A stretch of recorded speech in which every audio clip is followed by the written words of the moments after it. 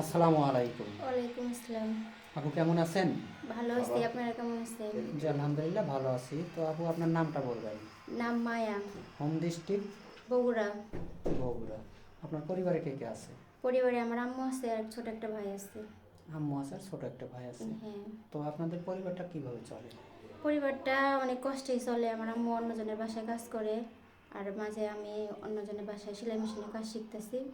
এভাবে আমাদের সংসার চলে। ও আচ্ছা। তো আপু আপনার বাবাটা কি মারা গেছে? হ্যাঁ, আমার আব্বু মারা গেছে। কতদিন আগে? তাতে 1 বছর হয়েছে। 1 বছর আগে। তো আপনার বয়সটা কত চলে? বয়স 20 চলতেছে। 20 বছর চলতেছে না? হ্যাঁ। তো আপনার লাইফ পার্টনার হিসেবে কেমন বয়সী চাচ্ছেন? বয়সটা ওটা না, যেরকম বয়স হোক সমস্যা নাই, কিন্তু তার মনটা যেন ভালো থাকে। মানে মনটা ভালো হতে হবে নাকি? হ্যাঁ। তো আপু আপনি নামাজ কালাম পড়েন কি? হ্যাঁ, নামাজ কালাম পড়ি। কোরআন পড়তে পারেন? হ্যাঁ, কোরআনও পড়তে পারি। ও আচ্ছা। অনেক সুন্দর কথা বলছেন। যে মুসলমান সে অবশ্যই নামাজ কালাম এবং কোরআন শরীফ পড়তে পারে। আপনার শিক্ষাগত যোগ্যতা তো কতটুকু? এসএসসি পাস করছি। এসএসসি পাস করছেন। ও আচ্ছা। তো আপনি তো মোটামুটি মাশাল্লাহ দেখতেও তো অনেক সুন্দর বা লেখাপড়াও করছেন। তো আপনি কি কোনো সম্পর্ক করছিলেন? না, না, কোনো সম্পর্ক করি নাই। কোনো সম্পর্ক করেন নাই? না। তো আপনি কি বিয়ের পরে শুধু আপনার স্বামীর সাথেই সম্পর্ক করবেন? হ্যাঁ, বিয়ের পরে স্বামীর সাথে তো সম্পর্ক করবো। ও আচ্ছা। তো আপনি কয়টা ছেলের আসক্ত হতে চান? কয়টা ছেলের আসক্তি হলে একটা ছেলের আসক্তি হওয়া লাগবে। ও মানে যাকে বিয়ে করবেন তার হ্যাঁ, তার প্রতি নিয়ে সারা আসক্ত জীবন হবো। হ্যাঁ। থাকতে পারবেন তো নাকি? হ্যাঁ।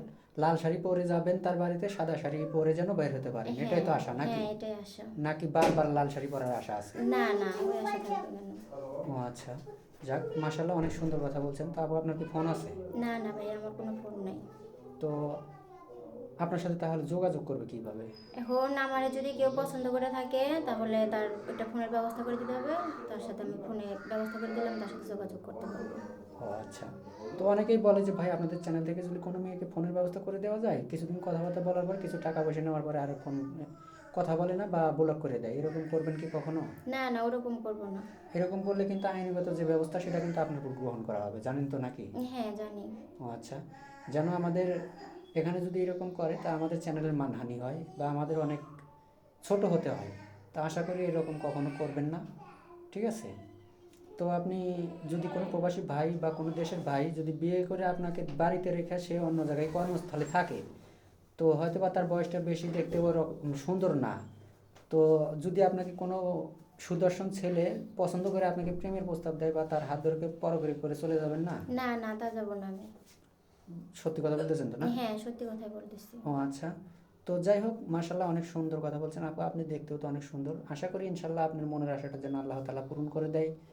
তো যাই হোক, আমাদের নাম্বার দিয়ে থাকবে, মানে ইউটিউব চ্যানেল কর্তৃপক্ষের নাম্বার দিয়ে থাকবে। কেউ অযথা অডিও কল বা ভিডিও কল দিবেন না। স্ক্রিনশট মেরে মেয়েটার ছবির সাথে ভয়েস করে পাঠাবেন। ভালো থাকবেন, সুস্থ থাকবেন। আল্লাহ হাফেজ।